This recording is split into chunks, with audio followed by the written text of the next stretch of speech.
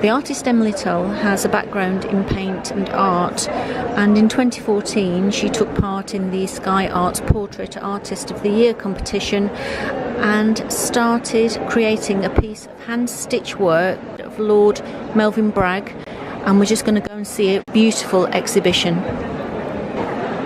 These are my most recent series of portrait artworks. They've evolved from my fabric-based pieces, which have been inspired by ripped wallpaper. So instead of actually ripping wallpaper, I wanted to just do a very minimal stitch about eyes. All the wallpaper, apart from the pink one, is old wallpaper that has been in my parents' bedroom. So this lovely furry, horrible hairy stuff was 1970s. So I think this might have been like 1980. This is about 80s. This is like late 80s, early 90s. So it was just playing around with certain wallpapers, and I had to then create the silhouette, then mark out where the eyes were, and that's the hardest part. The stitching was actually the easier part. Now I've done a series of 5 of these, all different combinations of wallpaper. But what I would like to do is have a whole wall of them, but actually set them onto wallpaper so it almost blended in to the setting. This is a series I've been working with another artist called Stacey Chapman, and she's known as Artsy Craftsy. She also comes from a fine art background and lives local to me. And we started off, we were having a conversation, and she was saying she really wanted to stitch fishermen's heads onto fishermen jumpers, and which never happened. But I said, well, if you make fishermen, I'll make you fish. And I said, let's do an exhibition. So a year later, we'd interviewed local fishermen, had a good chat about politics, about the environmental effects, what kind of fish they used to catch, what they're catching now. So I had looked at and attempted to stitch onto plastic that I found on the beach, but I found it was too brittle. So I used just plastic that I had in the house, so be it tissue, wrappings, you've got Haribo there, you've also got packaging that's come from catalogues.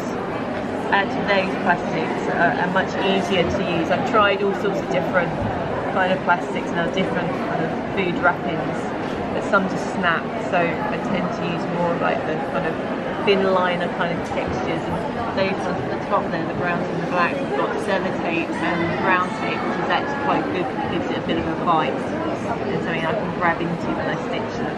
Same with the crab. I have a tabletop piece where he's same plastic and he's smaller, but he's coming out of the top of the plastic where he's just coming out the front. Feathers is probably the most recent piece in the whole show here. I only made it about 2 months ago at the most. I have quite a large feather collection. I love birds, but I also hate birds. I don't like birds flying around me, but I love looking at them, and I love collecting the feathers. I have parakeets near where I live, so we've got a parakeet feather, we have seagull, we have swan, we have, I think, there's a bit of a debate, I think this is a hawk. Someone else said to me it was hooper, but where I found it at Hatfield House. They don't normally vary that far up the country, so I think it's hawk. Then we have 2 mallard feathers, goose and woodcock and magpie. I have a lot of magpie feathers, but I have loads more, and people now started giving me, I end up with little envelopes in my door with people giving me feathers. But the thing is, I now, because I have so many of certain ones, I want to find other ones that I haven't got, but people aren't finding those ones. So wherever I walk anywhere, I walk down with my head down just looking for feathers.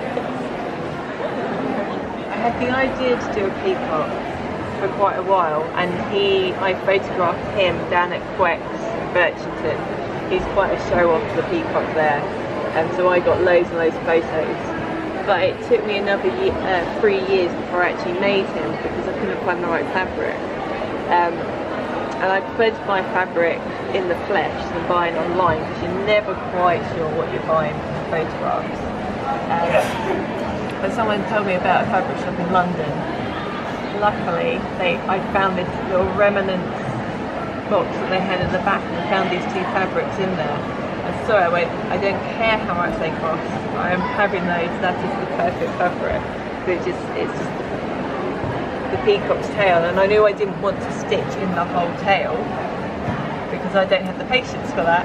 I also just wanted to put odd hints, and that the fabric just makes that part. I didn't need to put the tail in.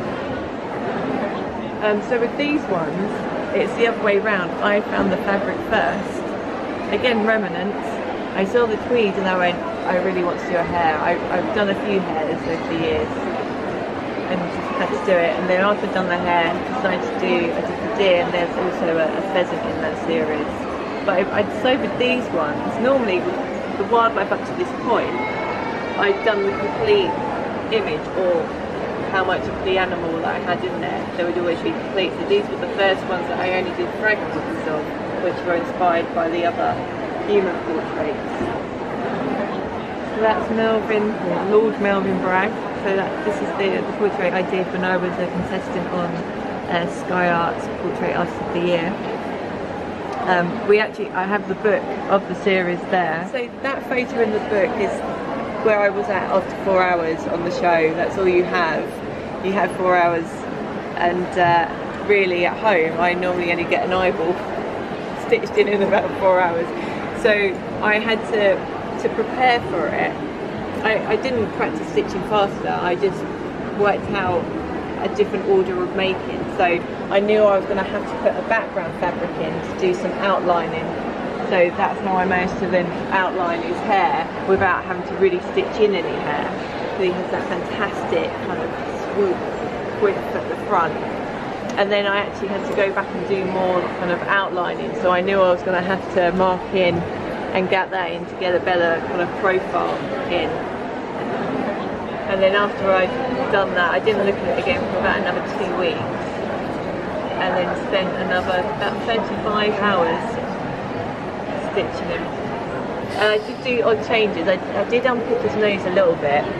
Just the little knobble that he has is quite tricky. And I realised after the 4 hours I hadn't quite got it right originally. And it's only a slight change, but I had to unpick it a little bit.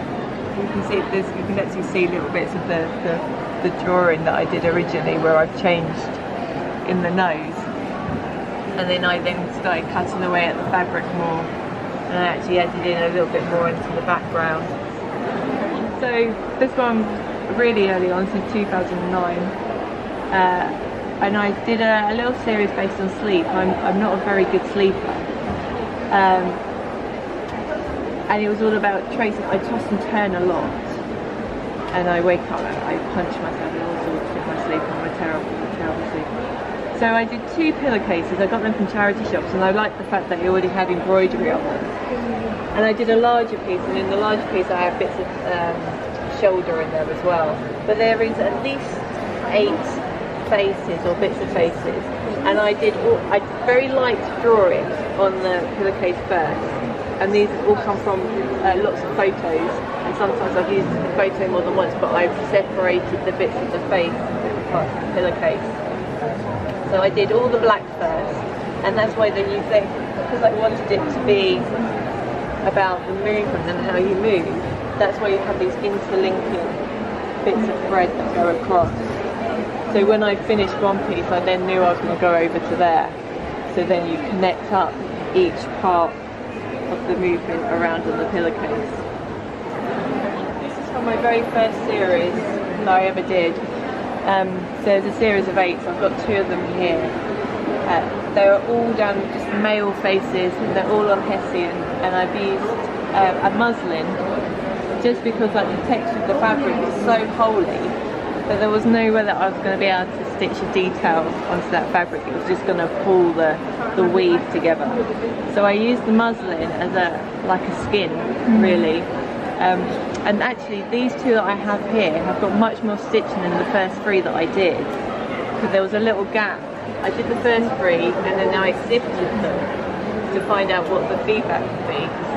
Doing something completely different to what I did before, I didn't really know what I was doing, if I was actually, you know, just wasting my time or not. So then since on these pieces I've got more colours, and they were based on Egyptian tomb painting. And then this one that you're looking at here in the black frame is a more recent one, where it's inspired by the wallpaper based on, which is then inspired by those first pieces we looked at.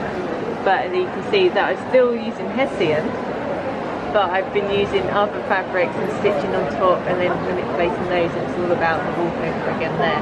So there's always like a relic frill.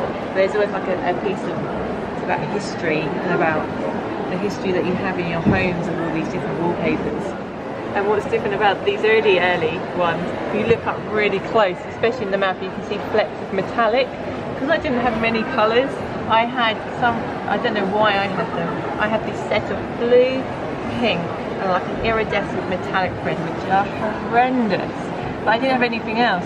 And you can see flecks of the blue in the eye. But I had nothing else to use, so these men have got lovely metallic lips.